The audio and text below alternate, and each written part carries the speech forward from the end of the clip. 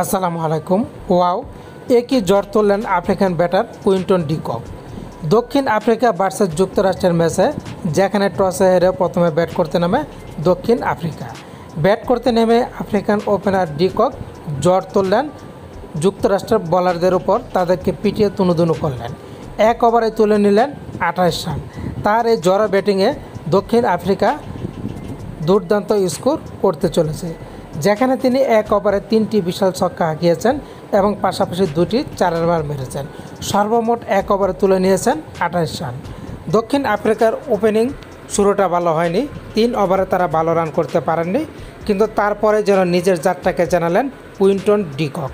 খোলস থেকে বেরিয়ে আসলেন আর এতেই তুনুদুনু করলেন যুক্তরাষ্ট্রের বোলারদের। এক ওভারে তুলে নিলেন 28 রান, যেখানে তিনি 3টি বিশাল ছক্কা হাঁকিয়েছেন। আর এতে করে মাঠে থাকা দর্শকরা অবাক হয়ে তাকিয়ে রইল আফ্রিকান এই ব্যাটারের ব্যাটিং দিকে। তো বন্ধুরা, কুইন্টন ডি ককের এরকম আগ্রাসী ব্যাটিং আপনাদের কাছে কেমন লাগলো লিখে জানাতে পারেন আপনাদের ভাবনার কথা।